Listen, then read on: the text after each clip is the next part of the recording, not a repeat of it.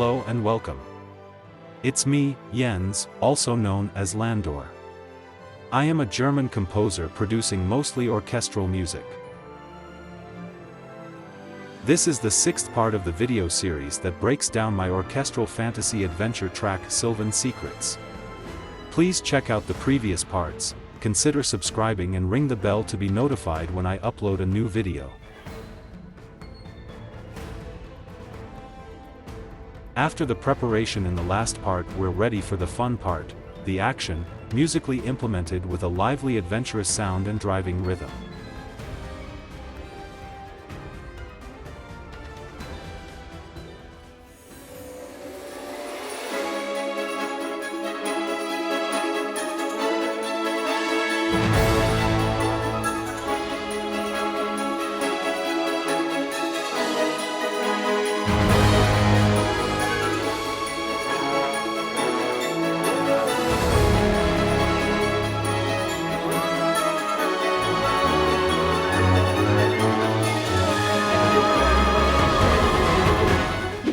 We have a distinct melody played in octaves by violins and violas with marcato articulation for accented notes. This opens up sonically a new chapter of adventure. A bunch of counter melodies follow later on. A flute staccato interplay, for example. But the most important is the solo voice layered with cellos, bassoons and glockenspiel.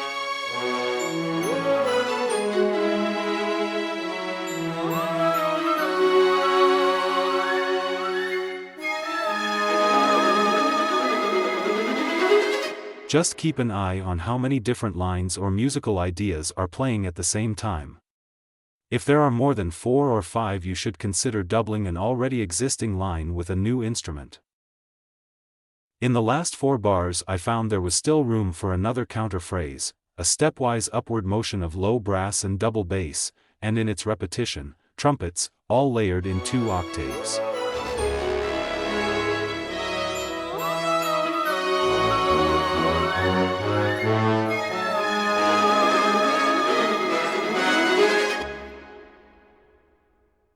The horn staccatos in eighth notes are the predominant harmonic device in this part. Yes, you can use horns for the harmony. They are definitely not ashamed to do that. Close voicings chords with accents on upbeats, doubled by trombones and reinforced by trumpets.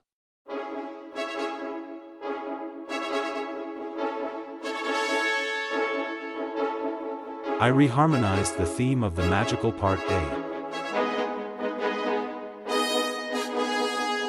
The last 2 chords with the dominant provide far more tension and a demand for resolution.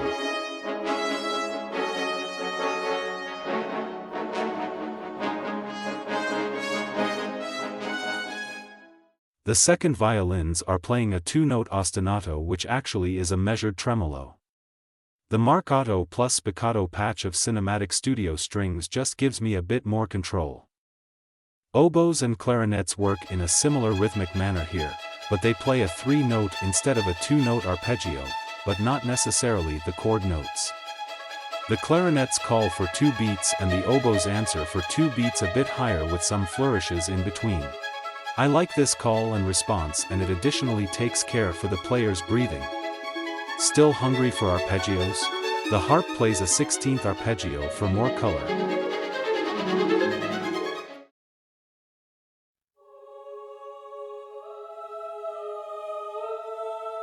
There is sustained harmony as well. The choir sings to 2 legato voices in O articulation. One in the bass and one above with whole and half notes. In the last chords the mighty Metropolis Arc 1 choir comes along.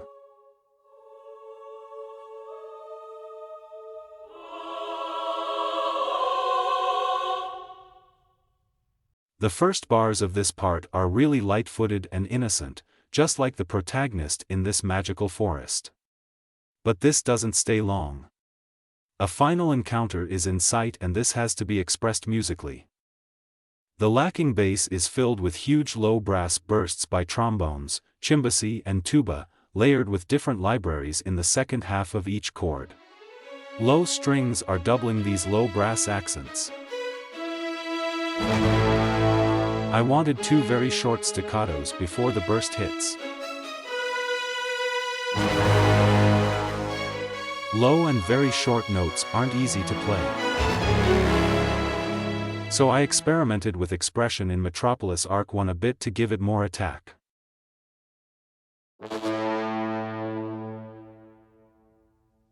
As opposed to all harmony culminates in a G-sharp suspended 4 and G-sharp major chord, which is the dominant chord of the harmonic minor scale of C-sharp. That's the same as the E major chord in a minor. I love this as the final chord and transition before moving on to a louder part. In this transition, violin 2, violas, clarinets, bass clarinet and piccolo play all together a similar up, down, up movement for an enforced rhythm to prepare the epic next part.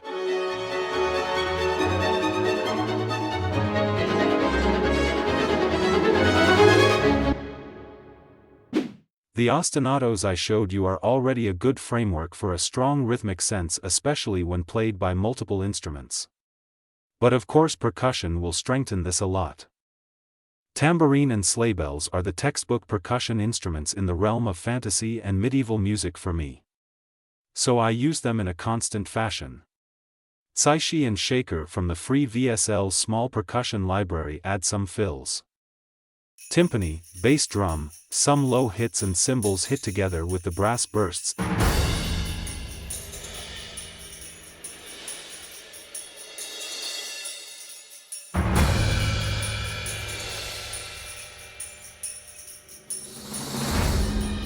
And in the last 4 bars some monster hits announce a bigger percussion section in the next part.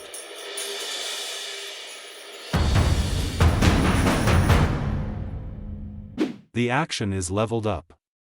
Basically, this is an epic repetition of the first part with a distinct rhythm, more low end and a specific variation at the end to lead into the climax.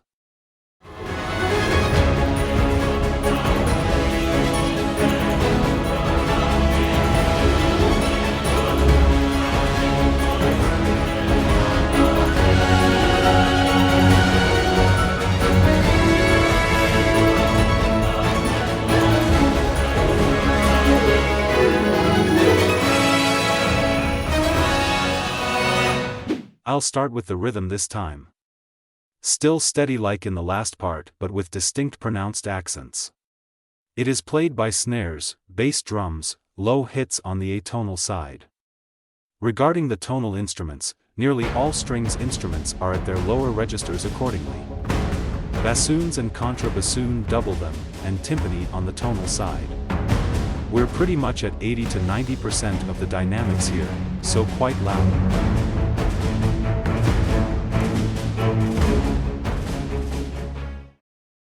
Shaker and some other small percussion are playing too, but not that present. The fantasy vibe takes the back seat and gives epicness the stage now. Cymbals add high end to both the accents with a crash and throughout with some swells. I'll play it together with low brass and low percussion.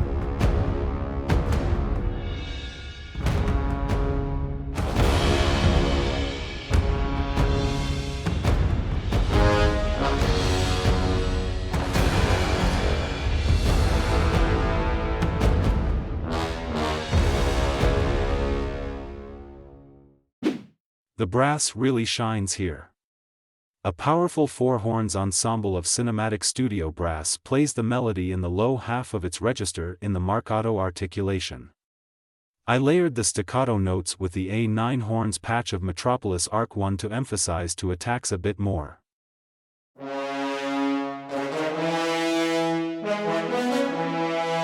The melody is doubled by a solo trumpet an octave higher to fill more of the higher frequency range.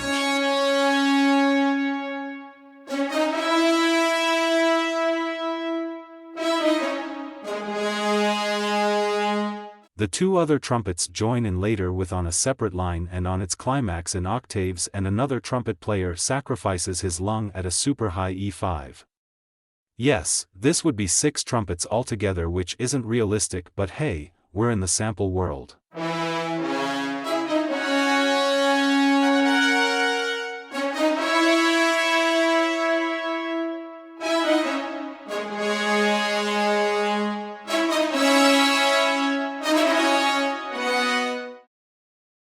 Like in the previous part, the theme is reharmonized again with the most recognizable change at the fourth chord, where it goes to the 4-chord F sharp of the C sharp Dorian mode.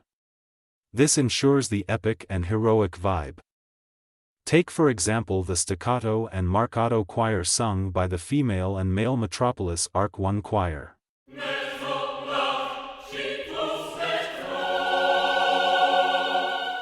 But to really emphasize this rise of tension and step into the heroic territory, I kept the bass line the whole part before, on C sharp as a pedal tone, even if the chord changes to a major in between, like here in the low strings. Violas and second violins, however, are not always double the low strings but go to the third or fifth of the chord. I added some rhythmic spice at the end of bar 112 and 116, a fast 30-second sounding like a tonal snare roll. The low brass plays again the accents like in the part before. The trombones follow the regular chord progression with 2 voices in a typical wave-like manner. I used a 2 trombones patch with a legato articulation to smooth the note transitions.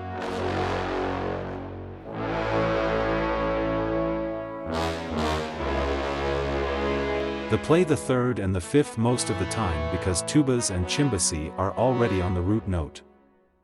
But we're still not there. We indeed have an octaved rhythmic bass, but we're lacking a fast-moving harmonic line. You guessed right, ostinato time. Remember the 2-note ostinato of the last part? I spent a lot of time here to get this violin arpeggio right. My role model was the beautiful arpeggio in Thomas Bergerson's Wild Heart, and I think I came close.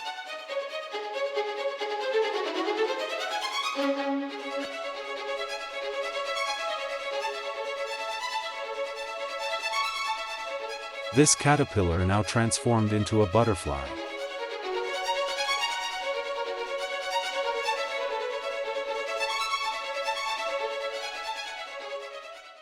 Oboes and clarinets play the same call and response pattern as in the previous part, but are supported by the flutes and the piccolo, which plays typical runs and trills.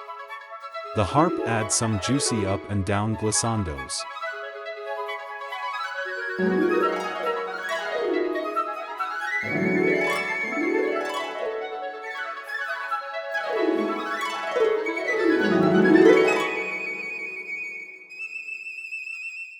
I mentioned the rhythmic break and a jump start for the finale as a main feature of this part. I'll explain that. What I learnt early when listening to classical film music in comparison to popular music is the huge amount of thematic and harmonic variation, especially in key scenes of the film. There is no static 8 or 16 bar pattern. It took me a long time to implement this in my music, although I'm not scoring to picture. I wanted the finale to be even more impactful than this part. Therefore, I composed a kind of a short slope where I broke up the rhythm, reduced dynamics a bit and gave the strings a 4/4 note pattern. Then, mid and particularly high brass enter the stage again, accompanied by powerful timpani rolls.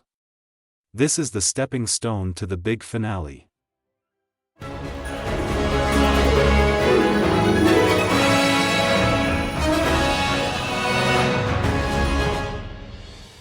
That's all for now.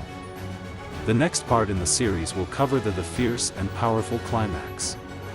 If you enjoyed this video, please like it, leave a comment and consider subscribing. Thank you for watching.